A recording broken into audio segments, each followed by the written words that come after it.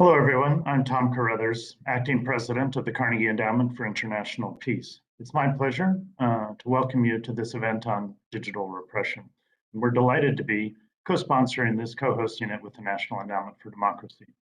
The field of global democracy is rife with fads. People latch on to the latest new thing and they think it's going to change everything. But here's the thing, digital repression is not a fad.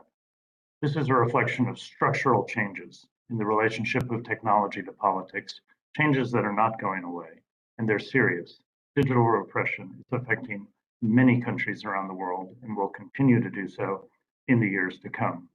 We've been fortunate in recent years to have Steve Feldstein, Senior Fellow at the Carnegie Endowment, dedicating significant time and energy to studying this phenomenon. Earlier this year, he released an important new book, The Rise of Digital Repression, on the topic. And he's taking the work forward through the establishment of the Digital Democracy Network, a network at Carnegie of scholar activists from around the world who are examining the implications of digital politics, digital rights, digital repression in the countries and the regions where they work. The Digital Democracy Network is just issuing its first report. It'll be out today, and it's just the start of what we think will be a rich line of work by this group of people in the years to come, and we hope you'll tune in and follow the work as it unfolds.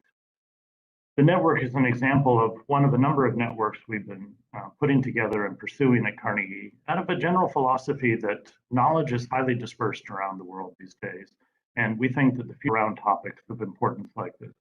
I want to thank some of our supporters who've helped us make this work possible. Above all, the Mott Foundation, the Ford Foundation, and the UK Foreign Common and Development Office have all been very helpful in this regard. So without further ado, I'm going to turn it over now to Chris Walker, who's the Vice President for Studies and Analysis at the National Endowment for Democracy, who's going to add a few words of welcome. And let me just say one other thing before I finish, if you don't mind, which is that Carnegie has a new president, Tino Cuellar, who's coming on board on November 1st. Technology is one of his biggest areas of interest. He's written eloquently about governance, artificial intelligence, and other topics. So we're planning at Carnegie to really step up our work on technology in the years to come, and this will be one part of that. So now over to Chris Walker of the National Endowment for Democracy. Chris. So thank you so much, Tom, for those words of welcome. We really appreciate the opportunity to partner in this event and showcase what's really a terrific piece of work. And we've been pleased to work with Steve Feldstein in the past, have him publish in the Journal of Democracy on these issues, and showcase some of these very challenging emerging issues that you've alluded to. Just before I hand things over to my colleague, Beth Curley, just note a few of the trends that have emerged that I think came through in the report and that the experts we've convened today have focused on. The first is that advances in AI and other technological innovations are enhancing government's repressive capacities, adding to the traditional menu of digital authoritarian options. Second point I would stress is that the COVID-19 pandemic has spurred an expansion in surveillance, and adequate oversight and privacy protections are lacking in many contexts, which is to say the boundaries and the safeguards that liberal democratic systems need to ensure proportionate and appropriate use of these technologies aren't yet in place. And this is becoming all the more important because authoritarian regimes are advancing their own efforts without many checks to pursue their ambitions in the technological and in particular their surveillance realm. And finally, states are exploring new and tighter approaches to regulating big tech that are also creating opportunities for authoritarians along the way. And I think this is something that open societies have to grapple with as they try to find the right balance between regulating, permitting free speech, but also safeguarding the civil liberties that we all hope we can retain within our systems. And so in this regard, I'm so delighted that Steve Feldstein has convened such a wonderful group of experts, a subset of which are joining us today for this discussion. And we'll have a chance to touch on at least some of the issues that are so important in this context. So with that, let me hand it over to Beth Curley. She will introduce our speakers. They will each have a chance to say a few words about the issues they've examined. Then we'll have a chance for some discussion, and Steve Feldstein will join us towards the end of the discussion. So with that, let me turn it over to my colleague, Elizabeth Curley. Over to you, Beth. Great, thanks so much for those remarks, and welcome everyone. Good morning, good afternoon, or good evening, as the case may be. So we are going to turn now to a conversation with three members of Carnegie's new Digital Democracy Network on recent trends in digital repression and basically how democracy supporters can push back. And I'm not going to go through the full bios, which are available on our website, but just very quickly, Arindrajit Basu is research lead at the Center for Internet and Society in India, where he focuses on the geopolitics and constitutionality of emerging technologies. Irene Poetranto is a senior researcher at the Citizen Lab and a PhD candidate at the University of Toronto's Monk School, and a PhD candidate at the University of Toronto's Department of Political Science, where she studies the politics of internet regulation in Southeast Asia. And Jan Rydzak is a human rights researcher and a company and investment engagement manager at an investor engagement manager at Ranking Digital Rights. So starting with Jan, regarding a question on which I know you have a lot of experience, which is that of internet shutdowns. Internet shutdowns are frequently thought of as one of the more traditional tools in the arsenal of digital repression, but many governments have been approaching these in more sophisticated ways lately, whether by using more advanced technical means or by replacing full shutdowns with more limited filtering, throttling, and blocking methods. So considering this, what do you think the impact of these trends are going to be on civic rights? Why are governments turning to them? What does it all mean? Thanks. Thanks, Beth, and thanks to Chris and Tom for the kind introduction. Thank you to the Carnegie Endowment and Ned for bringing this whole thing to fruition, and of course everyone in the network for their contributions. I'm really excited for this launch. Turning to your question, I think Ivan Zhdanov, the prominent ally of Alexei Navalny, put it really well.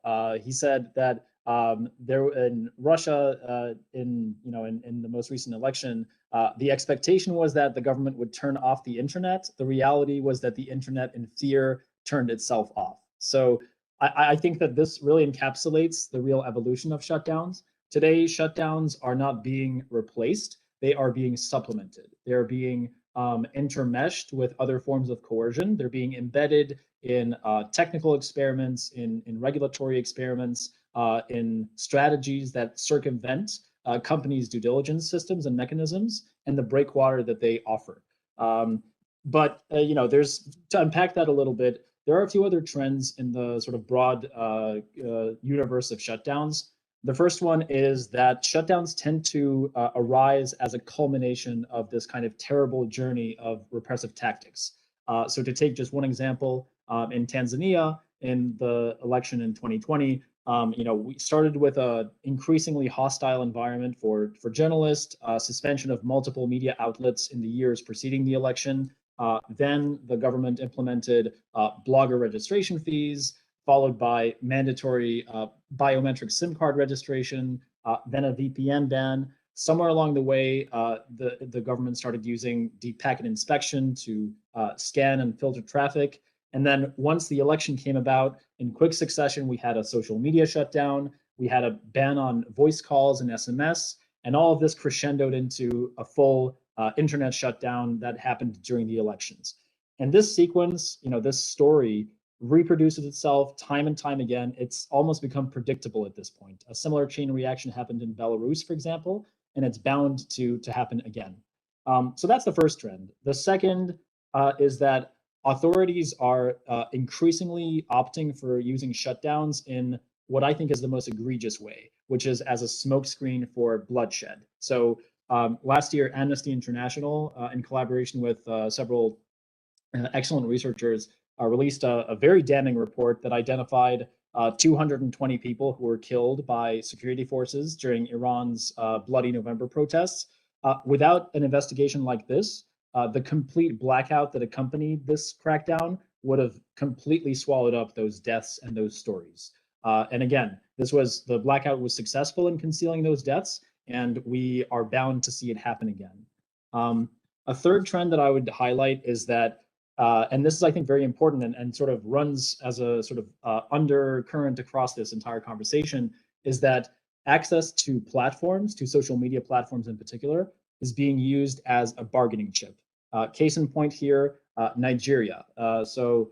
Nigeria, in Nigeria, well, Twitter has been banned for, I believe, 5 months now. And this happened after President Buhari posted a tweet that clearly incited violence against a minority ethnic group, the Igbo.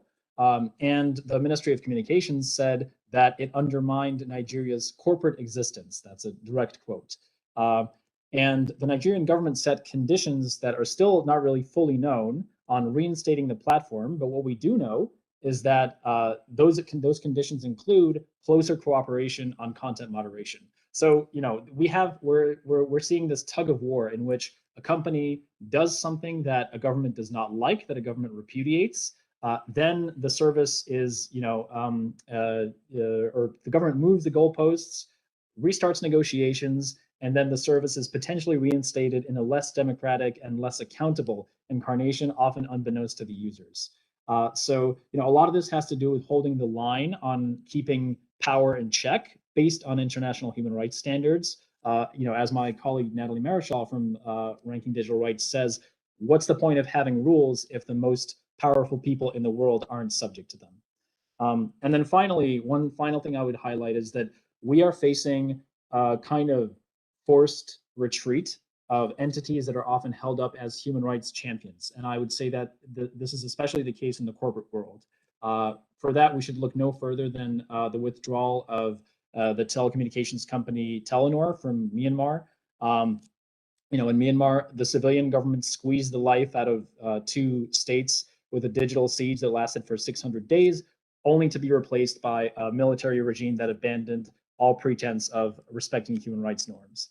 And during the pandemic in particular, this created this kind of tapestry of mutually reinforcing crises that left people isolated and disconnected. And I think, you know, as time goes by, we will see more and more of this kind of exodus, and a lot of customers' data, millions of people's data will end up in the hands of actors who will have no qualms about sharing it with repressive governments, who will have no qualms about complying with shutdown orders, and who will have no qualms about adhering to gag orders. So we will never find out about many of these cases. We're looking at possible cascade effect that autocrats around the world are taking note of. And I think if they see that this kind of coercion can succeed, we should be very, very concerned and wary of that.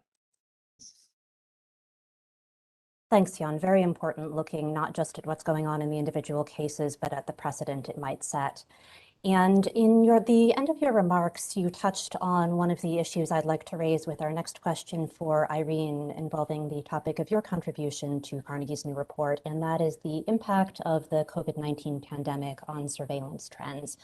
So over the past year, we've seen both the introduction of many new types of surveillance tools specifically designed for infection control, such as mobile contact tracing and quarantine monitoring apps, and the accelerated use of existing types of, for instance, biometric surveillance, such as facial recognition.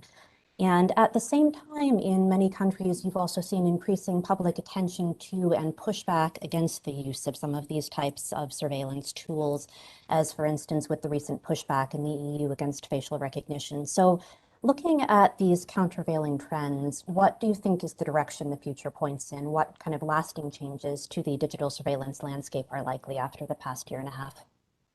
Thank you, Beth, for the question. And thank you to Carnegie Endowment and the NED for hosting this event, and to Steve Feldstein for coordinating the network and this event as well. So I think from my perspective, from doing research in this space, the concern is that all of the efforts that different governments around the world are doing in the name of combating the health crisis will end up resulting in a long-term human rights crisis. So to give an example, a lot of countries around the world, again, to help curb the spread of COVID-19, they launched numerous tools, as you've mentioned, for the purposes of quarantining, tracking people who are suspected to have COVID-19, and as well as for contact tracing. The issue is that with a lot of these apps, because they were launched in a hurry, of course, because the global pandemic was evolving, there just simply was not enough time to do a proper security and privacy assessment, human rights impact assessment as well. And so from our research at the Citizen Lab, we found that a number of tools that have been launched actually contain serious privacy and security vulnerabilities. For example, we examined an app in the Philippines that had these vulnerabilities, as well as an app in Indonesia, a contact tracing app in Indonesia launched by the Indonesian government that had functionalities that were not disclosed as part of their privacy policy. And then in terms of the human rights impact is that, and oftentimes when countries launch these tools, there are segments of the population who are already vulnerable and marginalized, and therefore they do not have the ability to resist these measures. So for example, asylum seekers, refugee populations, gig workers, migrant workers. So these are populations that are already stigmatized prior to COVID-19, and these tools are basically imposed upon them, and they have no choice. They have to install these tools, or they risk getting their applications rejected or losing their jobs, for example. The second concern is what we call mission creep. So the concern is that these technologies, once implemented, their functionalities continue to grow. So for example, Indonesia's Peduli Lindungi app began as a contact tracing app, as I mentioned, but now the government is trying to pivot it into a digital payment app, right? And we know that there are existing privacy and security concerns with the app. And so the concern is if the functionality of the app continues to grow, then obviously the privacy and security implications from using this app by millions of people is also going to continue to grow. And then finally, I'll highlight the fact that in many cases, when these apps are deployed, there's no expiration date or like a sunset clause when the data collection by these apps are supposed to end, and precise limitations as to who has access to the data being collected by these apps. And as a result, when there are security concerns with the app, when the app has surveillance measures built in, like facial recognition, for example, which the Indonesian app does have for, I believe, for measuring your body temperature. So these could create lasting human rights impact. And the issue is, as we know from previous examples, like the post-September 11 era, as well as leading up to major events like the Olympics and the World Cup, surveillance measures, new tools, shiny new things are easy to implement. Surveillance measures are easy to ramp up, but once they're put in place, it's very difficult to roll them back or to remove them completely. So to give an example, leading up to the Olympics and the World Cup in Rio de Janeiro in Brazil, thousands of additional CCTV cameras were installed in the city in the name of, securing these major events. But certainly after these events were over, these tools remain, the cameras remain, which has privacy implications, obviously. And so the concern is that the same will happen with a lot of these tools that governments have put in place. To illustrate the impact, in terms of both the lack of expiration date and as well as mission creep, Singapore, they launched an app called Trace Together. Initially, the government promised that the app would only be used for contact tracing purposes, but recently it was revealed that the data from the app had been used for criminal investigations, meaning that law enforcement has access to data collected by the app as well. So I would say that these three things, the impact on vulnerable and marginalized populations, mission creep, and the lack of expiration date or sunset clauses are serious examples that we need to be concerned about in terms of the lasting impact of the COVID pandemic on human rights. Thank you. Great. So a lot of things to be concerned about there, both in terms of the handling of data from the various types of tools that had been introduced in connection with the pandemic, but also in terms of the lack of clear messaging from the people in charge about when they come to an end. Turning now to the impact of the pandemic on repression trends more broadly. Arindrajit, in your experience working in India, how important would you say the pandemic has been in driving illiberal digital trends, such as the spread of high-tech surveillance or efforts to control speech on social media over the past year and a half? And how has that intersected with pre-existing trends in the country and in the development of technology more broadly?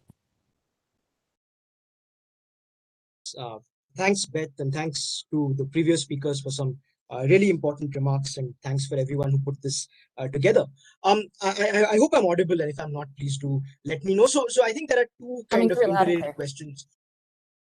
Great. So two interrelated questions there, and I thought of how to structure these remarks, and maybe I'll start off a little more broadly, and then kind of come to the specifics of the questions that you raised. So I think the first question is, and I was thinking of this as I was preparing my remarks, is that I'm a member of the Digital Democracy Network. But what does democracy really mean for me? And I put down a definition that I think accounts for democracy as understood in various parts of the world. And I define it as a structure and belief system that guarantees agency for individuals and communities through the constitutional protection of rights and avenues for socioeconomic empowerment. And I think this applies to the digital realm as well.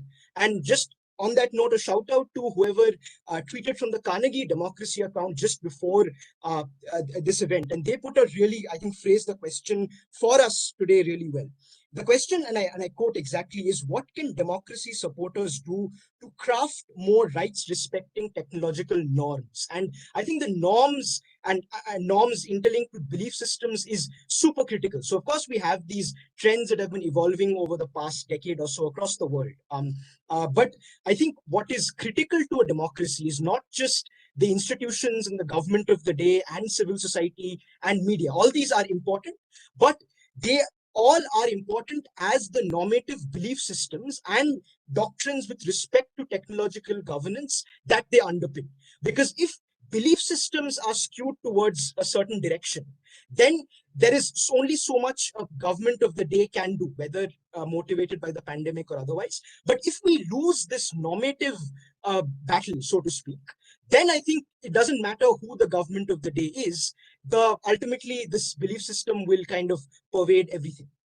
And so just before coming to the specific question, I think one belief system that I wanted to unpack a little bit is the evolution of digital sovereignty. That has, of course, been spoken about by a number of different countries. India has also spoken about it. And this notion of sovereignty, I think, means different things for different countries and different stakeholders in the digital realm. And I think that's part of the problem and confusion that it creates. And I wanted to answer both your excellent questions through this framework of sovereignty. So the first point is that I think this idea of a deregulated internet that is free from all regulation is not necessarily the best way to promote democracy. I think the last 3 decades have shown that a deregulated internet actually ends up concentrating power in the hands of a limited number of actors, especially in the private sector. And that's not necessarily a way to empower individuals and communities all around the world. So then what does sovereignty really mean? If you adopt the Chinese vision of information sovereignty, it's essentially centralizing control and ensuring that the state essentially decides how the internet is to be governed and how individuals, communities, and the private actors should reap the benefits from the internet. There are other more empowering visions of sovereignty, like that of the European Union, that puts individuals and communities really at the center of this conversation. And I think there are countries like India which have used the phrase digital sovereignty, but haven't really this vision, I think, is still a work in progress. And I think the critical success factor for democracies, particularly in emerging economies like India, is how does this vision of sovereignty play out to lead to specific policy prescriptions? Will it go the way where essentially the state and a limited number of actors benefit? Or is it something that actually genuinely empowers all individuals and communities, not only from the standpoint of civil liberties, but also equally from the standpoint of socio-economic empowerment? On that, let me just add, just conclude with two kind of recommendations that speak to both the pandemic and other trends. The first is that sovereignty cannot be delinked, at least if we are a democracy, it can't be delinked from constitutionalism. So sovereignty should be a way to safeguard the ideals in any constitution. And a constitution for me is not just that document that has the various provisions. It is, again, a belief system that underpins how democracy functions, right? So when we speak of digital constitutionalism, and this is where I'll talk a little bit about the pandemic, there have been a number of trends pushing towards, say, things that Irene has already spoken about in different contexts, a contact tracing app, a digital health ID. Again, developments not directly connected to the pandemic, but have happened in the last 18 months on financial inclusion.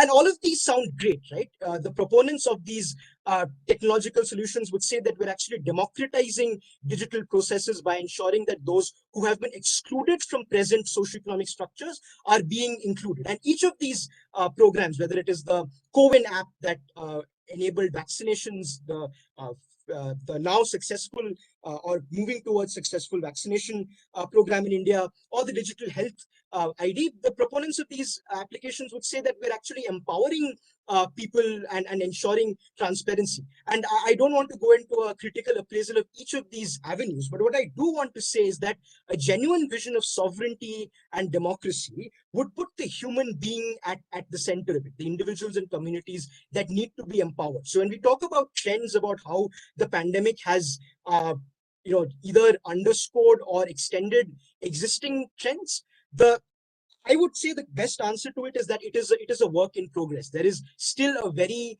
vocal civil society that is ensuring that the human being is placed at the center of it.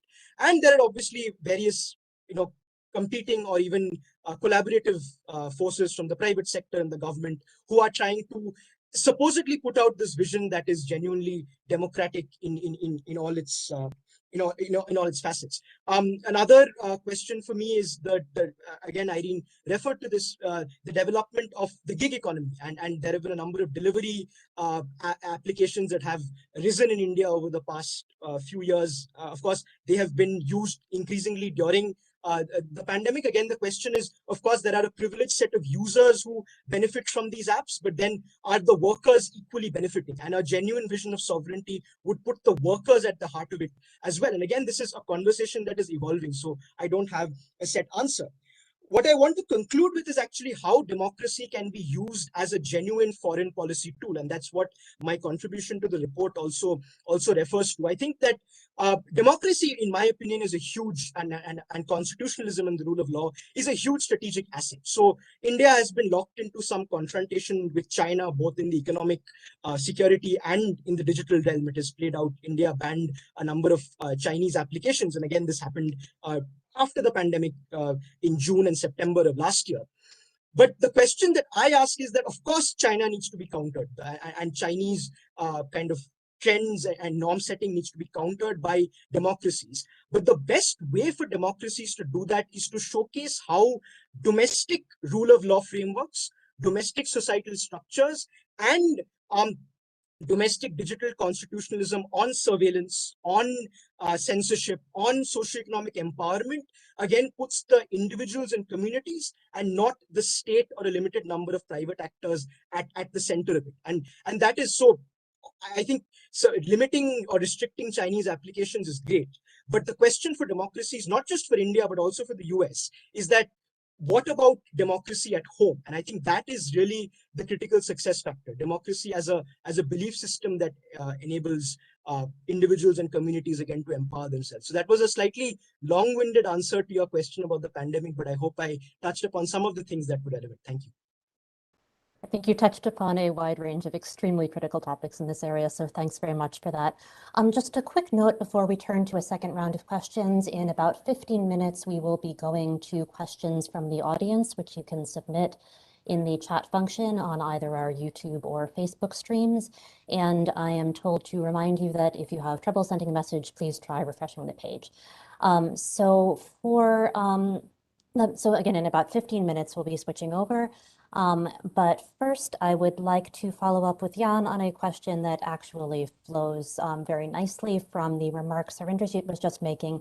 And that has to do with the challenge of figuring out how to regulate tech platforms. So in your previous remarks, you mentioned a number of very troubling cases of authoritarian and illiberal regimes basically abusing their power against tech platforms in order to get them to cooperate with repression or to shut down opposition speech.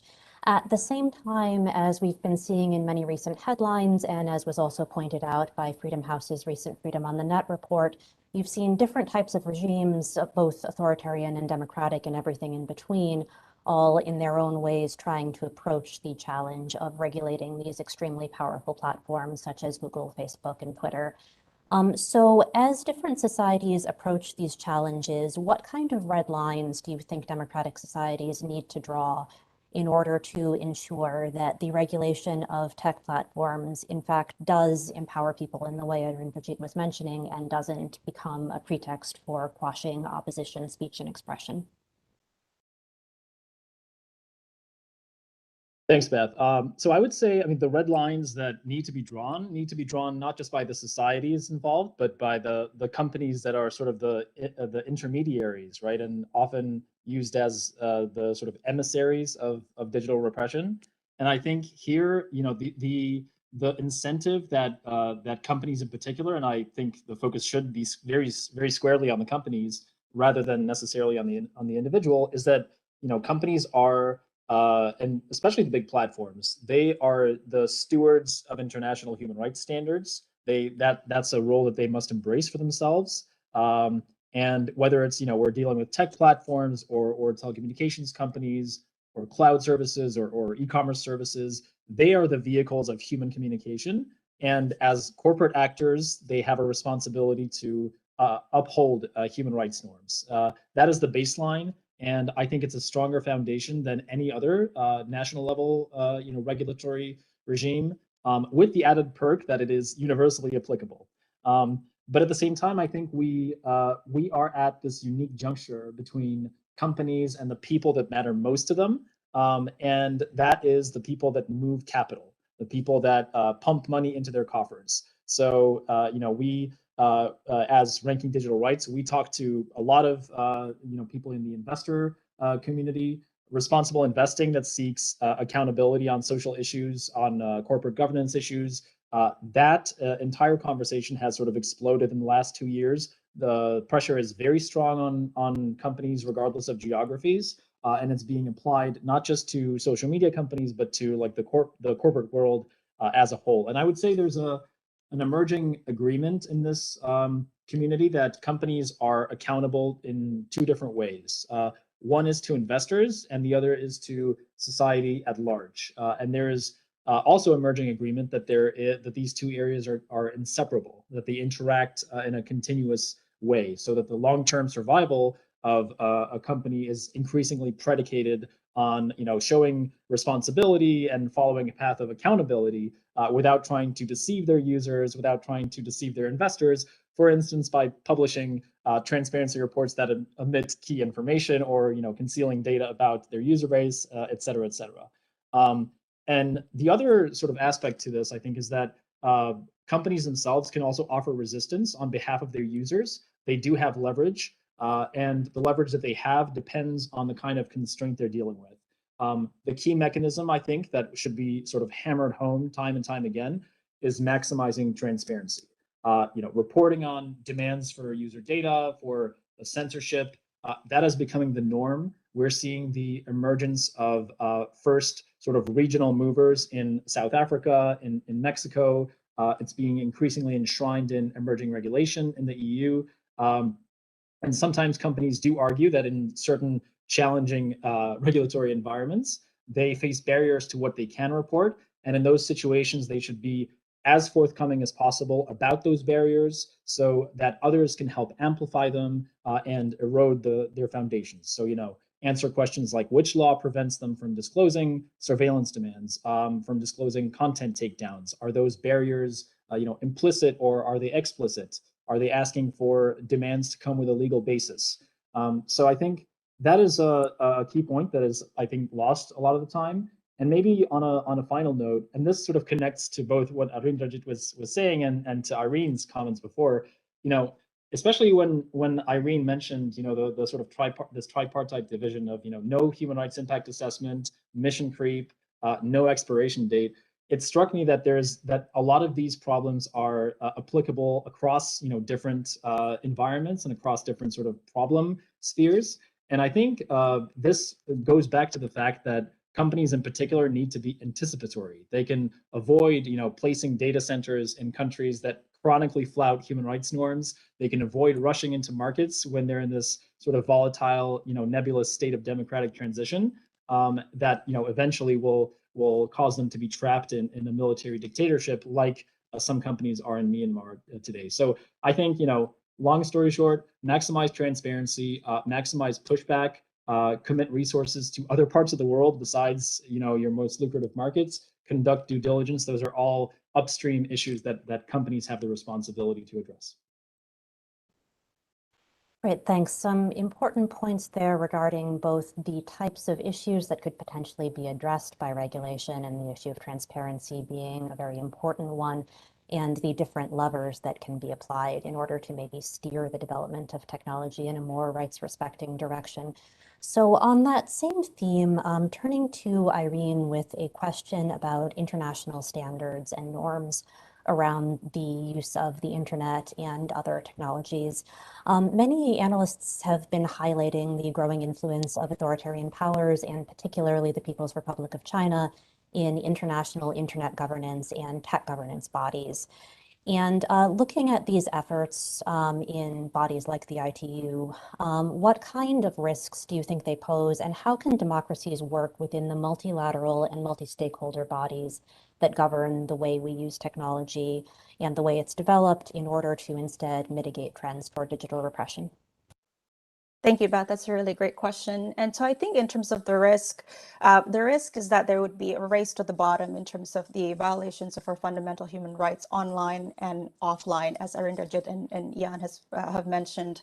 And I'm going to borrow actually from the findings of an excellent report written by Chris Walker, who gave the opening remarks, and Jessica Ludwig on sharp power, published in June 2021, in that there must be a concerted effort by democracies to facilitate a rise to the top. A race to the top, rather. And to do that, I think cooperation needs to happen not only between developed democracies, so the US and its partners, but also among democracies with different levels of development and different levels of consolidation.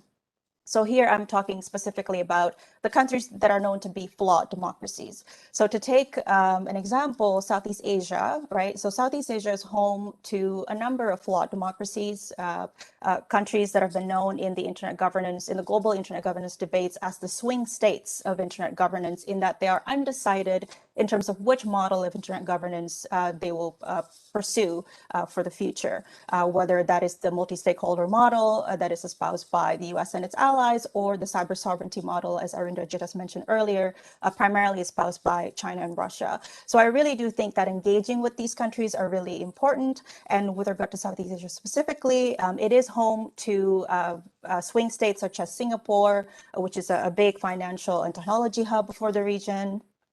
Home to Malaysia, Indonesia, and the Philippines, all of whom have been described in the literature as swing states. But Southeast Asia is also the region where I believe in 2021 alone, there have been 19 unicorns minted in the region. So unicorns are companies with a valuation of $1 billion or more. And so what we're seeing is that there is a shifting center of gravity of cyberspace from the global north to the global south, from the west to the east, in that the next billion users who will come online do not come from places like the US or the Netherlands, but they're coming from places like India, China, Indonesia, Brazil, South Africa, Nigeria, and others. And so, for developed democracies to be engaging with these countries who will significantly impact the future of internet governance, I think is really important.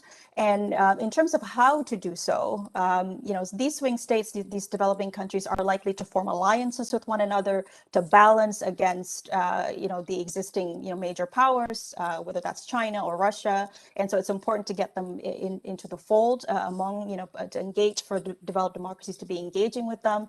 And in terms of how to engage with them, I think there is a need to recognize the political and economic motivation and constraints of these swing states. What exactly from the arguments that are being espoused by China and Russia?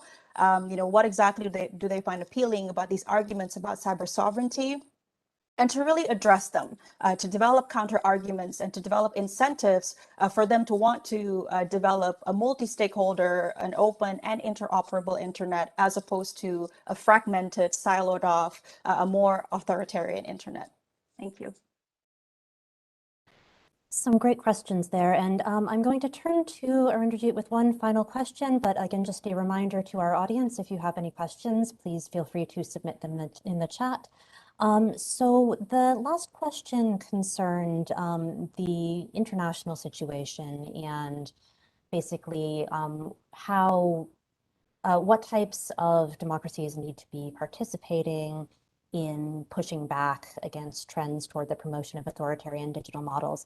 The last question that I want to bring in here has to do with the dynamics of pushing toward more democratic models of tech governance on the home front. So looking specifically at the role of civil society, what can civil society groups do in order to actively promote, both to push back against trends toward digital repression and to promote positive pro-democratic models of digital governance, as you alluded to in your preceding remarks?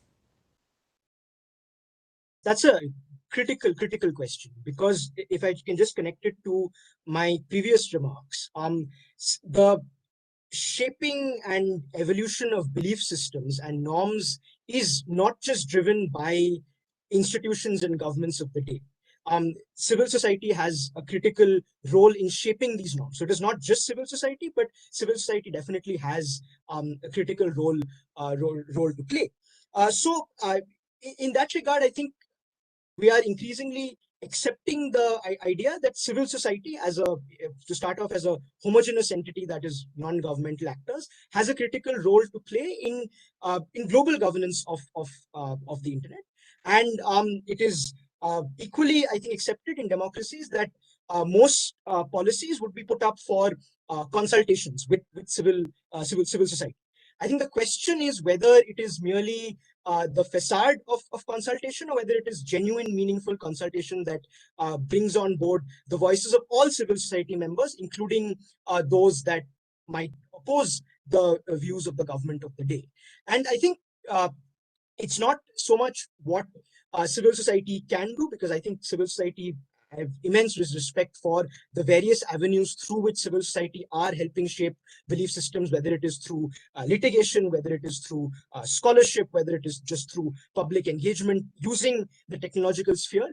But it's really about, again, if we are to genuinely have a vision of meaningful digital sovereignty, then you can't do that by excluding independent voices in academia and civil society. And I think that would be kind of the core question at home. But I also think that transnational advocacy networks, and this dates back to the 1990s when there was that famous paper by, I believe it was Keck and Sicking, who wrote about the importance of cross-civil society collaboration on various issues and the role they have both in shaping policy, but I would also say in shaping normative belief systems. So, and here I think I would just like to, as always, second Irene's very important remarks on this kind of third way on diplomacy that doesn't only, I mean, limit itself to China, or rather, in the case of this question, actors in the US or actors in China, but how are civil society groups from the critical mass of countries that Irene was talking about, how are they empowered to participate in transnational advocacy networks? So one of the, I think, benefits, if one could call it that, of the pandemic has been that online conversations have had people joining in from various parts of the world without having to take a flight and travel all the way and figure out funding and visa and all those hurdles, right? So I think that has been a critical tool in cross-geographic collaboration. So again, if this critical mass of countries is to forge a third way, so to speak, for data governance that is not a copy of the China model of state-centric digital sovereignty, but is neither a kind of copy of the deregulated form of the internet that was espoused 3 decades back, then there needs to be an active civil society from these countries that are not only participating in domestic conversations actively through meaningful consultation, but also meaningfully participating in exchanges such as this. So I think to answer your question, to conclude, I think exchanges such as these are extremely vital for this kind of collaboration. And again, critically in shaping the belief systems that matter. And just to conclude, it is the belief systems that will stick. Not the government of the day in democracies. Ultimately, I think after a point in time will get voted out if they continuously oppose those belief systems. But once the belief systems are lost and we opt into a pernicious vision of digital sovereignty, then that's when I think we'll really need to be concerned about global digital repression more than we are already. Thanks. And I was just wondering if any of the other panelists would maybe like to come in on this question of how civil society groups can be involved in shaping conversations about digital governance.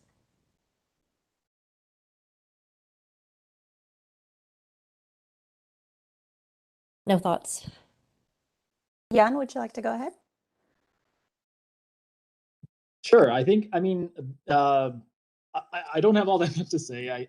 But I think that it's really important to sort of embrace the fact that there is a scaffolding effect, right? So Ranking Digital Rights embraces this concept a lot in working with civil society organizations in individual countries, using existing frameworks. In our case, we do have a very robust and comprehensive methodology to evaluate companies that is perfectly applicable to other environments, to other industries, to other countries, and it's remixable. So I think it is really important to sort of be aware of what is out there and to try to adapt it to your own purposes. At the same time, and this is kind of connecting back to your question, Beth, about red lines, right? I think in our advocacy for or against regulations, it is important to avoid, things that can be kind of like a canary in the coal mine, right, or a Chekhov's gun. And I think for us in particular, we try to stray from the idea that regulations should fiddle with the content layer. We believe that is fairly dangerous, and this applies sort of universally across various jurisdictions. And a lot of this is why we focus on sort of upstream targets that don't involve meddling with content, playing the game of content whack-a-mole. Instead, we kind of query the foundations that underlie and underpin, some of the ways in which these companies work. So that includes things like standard setting for transparency, human rights due diligence, privacy, business models, advertising, which are, after all, influence operations by any other name, corporate governance issues, providing people with remedy mechanisms. Those are all, again, fundamental questions that require advocacy, not just in the U.S., but in many countries around the world. And I think they require a sort of concerted push by civil society, also locally, to focus on those kinds of issues instead of potential regulatory interventions that may simply be a way for a government to capture and use companies as, again, emissaries or enforcers of their own will. And I will just add quickly that I think as Jan and Arindrajit have highlighted, different governments are pursuing different tactics in terms of digital repression, from technical methods such as internet shutdowns to legal harassment, as well as physical assault and intimidation of rights activists. And so I think in terms of how to resist digital repression and the cascading effect of digital repression, I think that civil society need to continue to work together, not only in terms of surfacing the type of threats that are present, for example, through reverse engineering the digital tools and software that repressive countries are using against journalists and activists. So, for example, that is something that us at the Citizen Lab, that is what we do. Our strength is in reverse engineering to see privacy and security issues associated with apps, for example. But then that kind of research needs to be, for that research to be meaningful, we have to work together with lawyers, with activists, with advocacy groups that are in the countries in question. And I think the developed democracies in the world, I think, play a big role in terms of ensuring that these collaborations continue.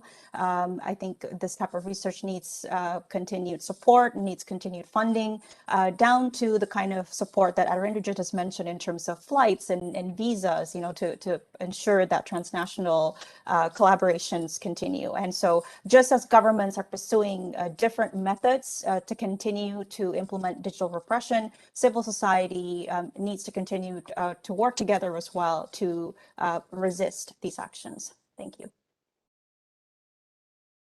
Thanks very much. And a question from our audience regarding the subject of internet shutdown. So this is for Jan. And you had spoken a bit about ways to incentivize companies to cooperate less with digital authoritarianism, but beyond the steps you mentioned earlier, what are the steps you would recommend either democratic government, civil society, or tech companies to take in order to prepare for and push back against the next big internet shutdown? Well, I think a few steps are sort of priority in this case. Again, one of them is awareness of where it might happen, right? So, for instance, on the tech company side or on the telecommunications company side, we this past year we have seen a prolonged shutdown in the Tigray region in Ethiopia. And that has deservedly captured a lot of headlines. It has enormous human rights impacts for the people on the ground. And the fact that there is this complete information vacuum has sort of undermined both the collection of data on human rights violations, humanitarian data, and so on. But at the same time, there's a sort of a story that is much less focused on in this situation, which is the sort of corporate investment that happens in so-called challenging environments like that. Ethiopia has recently opened up its telecommunications sector, and a consortium of telecommunications companies has won sort of the first contract to become the second telecommunications company to offer its services in Ethiopia. That contract has been awarded to a consortium of that consists of Vodafone, Vodacom, and Safaricom. And and this is a classic situation where we have to take the learnings of what has just the kind of debacle that has just happened in Myanmar with the aforementioned withdrawal of Telenor to try to make a statement on what will be different this time. Right. So what kind of due diligence will these companies take to ensure that they're not trapped or their users rather are not trapped in a terrible situation, and how will they push back? Will they publish a commitment to push back against these kinds of shutdowns? And then I think the second aspect of it, and there's many of course to mention, but the second aspect of it is that again, companies have a responsibility to be transparent about these things, right? So the fact that we are not getting a lot of transparency about shutdown orders in places like India and many others, it sort of undermines the whole idea that companies have a responsibility to provide grievance mechanisms and to provide remedy for damages that their users suffer. So just following those kinds of established guidelines for how to respect human rights in an extremely in an extreme situation is just the place to start, at least for companies. Thanks very much. Some concrete steps that can be taken there. And then a question regarding how strategies from our audience, from Kevin Sheaves with us at the forum, how strategies to counter digital repression can differ in different types of countries. So I will adapt this a bit, but different types of settings pose different challenges, both in terms of the types of digital repression that one is likely to encounter, and I will commend to everyone Steve Feldstein's recent book on this, and also in terms of the options that are available to civil societies as they seek to respond. So whether thinking about more established versus emerging democracies, more open versus closed societies, or countries in the global south versus countries in the global north. Are there differences in terms of the areas where civil society can and should be focusing in order to counter trends toward digital repression?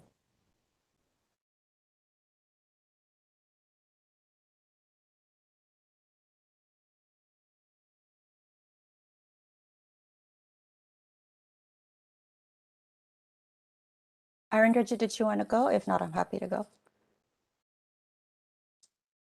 Okay. Please go ahead. I might come after you. Okay. I mean, this is a very interesting question. And I think, we need to go back to international human rights norms and principles. I think the thing with the developing world is that the developing world is hungry for connectivity. It's hungry for, to have access to the latest and greatest mobile devices, right? And I think this, to Jans's point, I think this makes the role of companies when they are expanding to these countries even more crucial in terms of ensuring transparency and accountability. So for example, when companies like Facebook, so Facebook is known as the internet in Myanmar because everybody in that country uses Facebook to communicate. It's their primary way to obtain news, for example. Because Facebook launched what's called free basics in Myanmar, India, and other places, whereby mobile users don't need to have data on their phones to access Facebook and other associated apps or services, and that's why they became dominant in these emerging countries. And so I think in terms of how to push back against digital repression, one way could be to ensure that when governments ask Facebook to remove content from their platform, that Facebook is transparent about why that content is removed and releasing granular data in terms of what content is removed and why.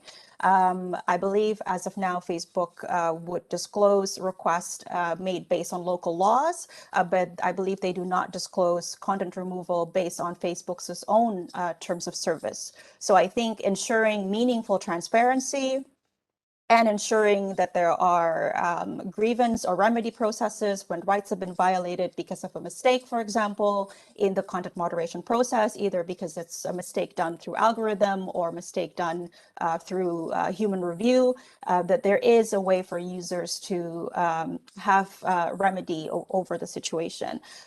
In terms of the role of civil society, I think it's also really important in the developing world. They play a crucial role in terms of pushing back against, government actions, for example, in shutting down the internet. We see in Indonesia, for example, when the government shut down the internet as a response to protests that were happening in the restive region of Papua, the civil society there successfully sued the government. The Jakarta Administrative Court found that the government's decision to shut down the internet in Papua as a response to protests was unlawful. And I think that is a signal, I think, of the role, the crucial role that civil society play in the developing world to use existing laws, to use existing legal mechanism, working together transnationally, as Arindrajit has pointed out. So I believe Access Now also, which is an advocacy organization based in the US, also help with some advocacy regarding the case. And so aside from requesting for companies operating in the developing world to be transparent and accountable with regard to their actions, I think civil society in the developing world plays a crucial role as well in terms of pushing back against digital repression. And that's why these transnational efforts, these transnational advocacy and mobilization need to continue, including things like hashtag campaigning, for example, right? I think every little bit helps in terms of, as Arindrajit was saying, in mobilizing public opinion against governments' authoritarian practices. Thank you. If I can just add to that, Beth. Go for it, please. Thanks. So very quickly, I think that's a great question, and just there is for me a huge regulatory leapfrogging opportunity for emerging economies and the developing world, because as the question kind of indicates, there are certain problems that have been recognized as certain use cases have been rolled out in the US and the European Union. And there is a real opportunity to not avoid or to avoid the same mistakes when rolling out similar technology in other parts of the world. So if we take artificial intelligence, for example, we have a great body of scholarship that actually criticizes the use of artificial intelligence in policing, in welfare, and a lot of that uses empirical work in the US and the West, broadly speaking. There is an opportunity here to conduct the empirical work in countries like India and other emerging economies before rolling out these solutions, to ensure that the same mistakes are not repeated. And I'll just give a quick example of what I think was a relatively successful use case of artificial intelligence, at least as it came out, was a specific use case that used AI to inform farmers regarding crop yield patterns and weather patterns more largely. And what I found really interesting about that was that it wasn't an app that the farmers had to download on their smartphones, because smartphone penetration in India, as Irene was referring to, in the emerging economies at large, accessibility and penetration needs to improve. But till then, what was found with this particular program was that there was much greater penetration of feature phones, basically the old box phone, so to speak. And so the farmers were receiving SMS alerts on these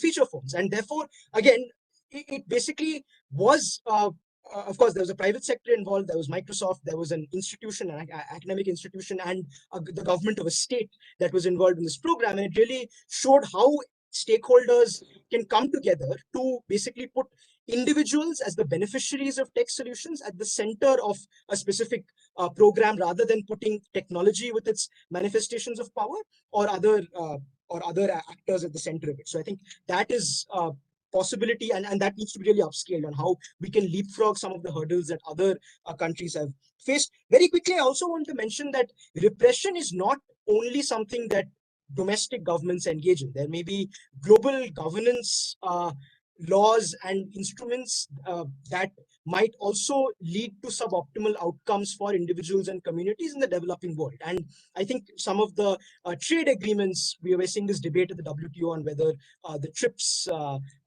whether there should be a vaccine waiver for the or an IP waiver on vaccine production in relation to the TRIPS agreement. And again, we are seeing digital trade agreements being brokered at the WTO. And one specific point that I wanted to make is on this debate around source code disclosure, and a number of companies are lobbying for a trade agreement that actually prevents countries from mandating source code disclosure. And that is a vital interest for emerging economies, not just because of tech transfer, but also because of the ability to audit algorithms. And the concern that civil society from the emerging economies is voicing is that there is intense lobbying going on from the government affairs wings of various big technology companies, and they're shaping the stances that countries, members of the WTO, are taking, and that is inevitably harming the interests of individuals and communities in the emerging world. So when we talk about this kind of developed versus developing dichotomy, I think we also need to talk about how transnational standards are set, and as everyone has alluded to,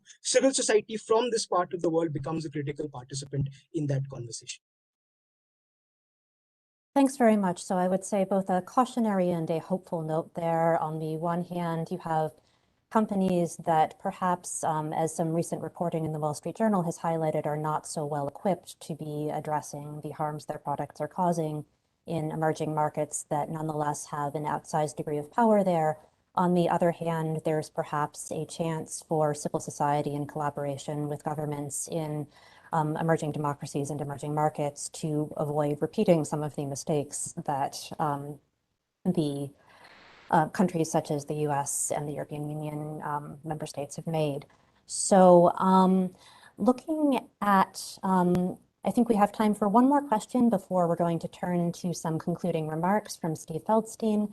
And we have a question from our audience regarding regional social media and tech platforms. And so there's been, again, I will build on this a bit, there has been a lot of conversation, particularly about apps from the People's Republic of China, as Arindrajit mentioned earlier, and their impact in terms of both information sharing and the types of censorship and moderation norms that are applied on them.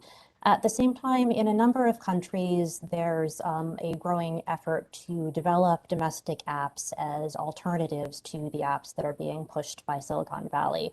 And as we've discussed, of course, the Silicon Valley apps are not always ideal, so perhaps there are some understandable impulses behind these trends, but at the same time, I think one does see the potential, for instance, with aspirations along these lines in more authoritarian countries to create a closed ecosystem of technology where even the sort of minimal levers against censorship that we have right now would not be present. So what do any of you, whoever wants to come in, make of the trend toward developing new national social media platforms based outside of Silicon Valley?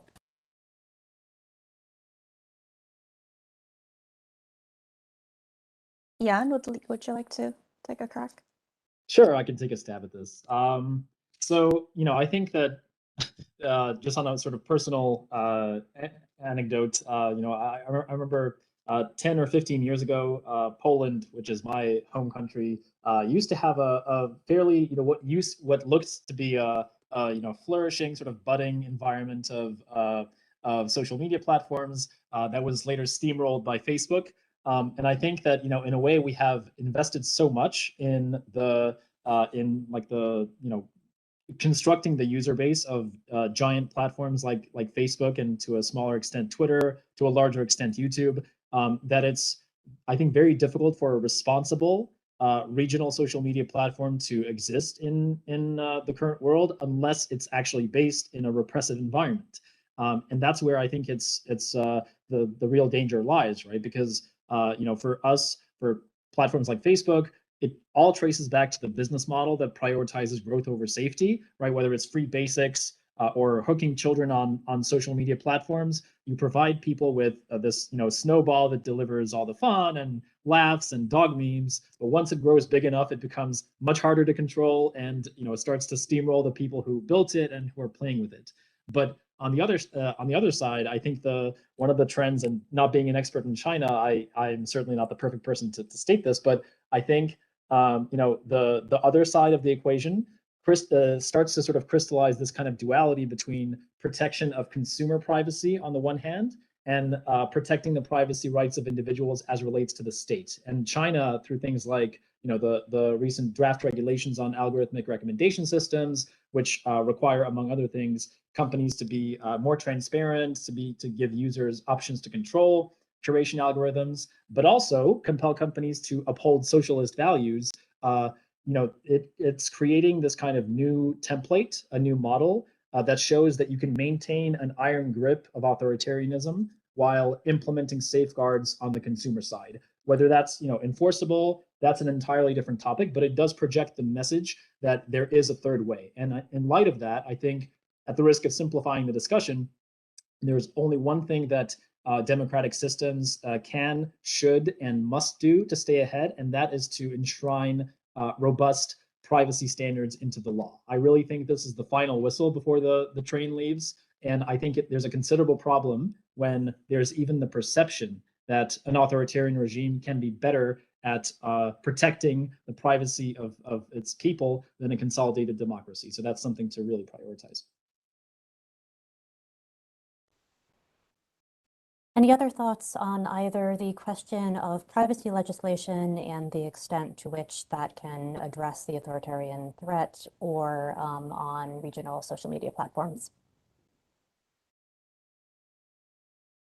I can just come in very, very quickly. I think from India, again, something that I should have mentioned earlier is that one of the biggest victories for civil society in India over the past 5 years was, one was, of course, which Irene alluded to a bit, which was kind of the free basics Facebook misadventure in India, where civil society actually succeeded in convincing the government regulator to say that this is not the version of an open internet that we want.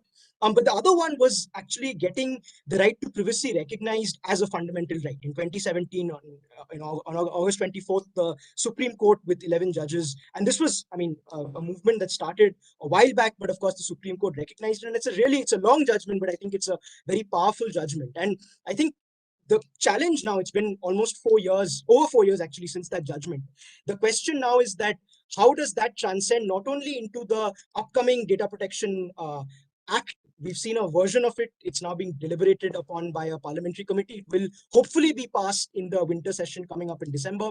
The question is, how are the ideals, I think powerful ideals spoken about in that judgment, how will they inform this personal data protection bill? That's one key question. And second is, to what extent will civil society be meaningfully consulted before we see the final version of that act being passed? And I think I think that sums it up perfectly, that if India is to say that we are a more powerful democracy and that is a strategic asset for us against, say, a country that is locked in some level of conflict with, that is China, then we need a privacy legislation that says and really enshrines these values into law. Great. And Irene, do you want to come in on either of these points before we turn the floor over to Steve? Sure. I'll just say quickly, I mean, I think as Jan and Arindrajit have mentioned, I think there's been a lot of attention that have been put on big platforms like Facebook. And, you know, as this question alluded to, I think the emergence of regional-based platforms is a really interesting trend and potentially worrying trend that we need to continue to look at. And I think one of the best ways to mitigate that is, again, to go back to international human rights norms and principles, particularly the UN guiding principles on business and human rights, and ensuring that companies, big and small, continue to follow these international human rights norms and standards in order to mitigate what I said before, which is a race to the bottom in terms of the violations of our fundamental human rights online. Thank you. Co-signed. Well, thanks so much to everyone for a really fantastic conversation outlining both some of the threats out there that different societies are facing, but also some really actionable steps that civil society and governments might take in order to shape a more democratic direction for digital technologies. I am now going to turn things over for some concluding remarks to Stephen Feldstein, who is a senior fellow with the Carnegie Endowment's Democracy, Conflict, and Governance program, and the author of a recent book on digital repression. Thank you, Beth. Well, let me first of all thank all the participants, Jan, Irene, Arindrajit, and of course, Beth, for moderating for such a vibrant and thought-provoking discussion about the role of digital technology in politics. I also want to make sure to thank our co-host, the National Endowment for Democracy, for partnering with Carnegie to showcase the Digital Democracy Network. You know, I think we really, all three of you, put a number of important ideas on the table today. For Jan, a couple of things that I heard was that access to the internet these days is really being used as a bargaining chip, where governments will block sites unless they do what's requested. Jan also mentioned about the idea of witnessing the forced retreat of companies, with the example of Telenor leaving Myanmar after the shutdowns, and the implications of this greater exodus as something that will leave data increasingly in the hands of authoritarian actors. From Irene, she emphasized the risk of the COVID crisis turning into a long-standing human rights crisis. She also talked about the risk of a race to the bottom in multilateral institutions, and that there really is a need for democracies to come together to figure out ways to turn around this type of situation and these trends. And then Arindrajit talked about the need for more than just a facade of consultation when it comes to civil society, but the need for meaningful collaboration when it comes to bringing in local voices to engage in the digital sphere. And these are just a very small sampling of a much wider, vibrant conversation that you all discussed. A few of the other ideas also that I think are really relevant for us to think about when it comes to digital technology and politics. You know, what are the digital rights responsibilities when it comes to private companies and platforms? There was a real discussion about the need for transparency when it comes to stakeholders in the digital ecosystem. And this applies not just to companies, but also to governments. And then also a kind of discussion about emerging trends when it comes to new methods used by authoritarian regimes, as well as by democracies, accelerated by COVID-19, that are leading to enhanced surveillance, legal harassment, censorship, and other and other methods. So I want to remind you, if you find these issues troubling, or if this is something that you want to learn more about, we have an inaugural compilation of 11 essays that directly get at the global confluence of tech and politics that can now be accessed on our website, on the Carnegie website. So if you want to learn more about these issues, I encourage you to read our report. And I also want to add that this is just the start. We intend to add more content and ideas generated from members of the network. We will want to continue organizing discussions to make better sense of emerging issues, as well as to problem solve solutions to these challenges. So thank you again for tuning in. Thanks for our participants for such a vibrant and thought-provoking discussion. Please stay in touch.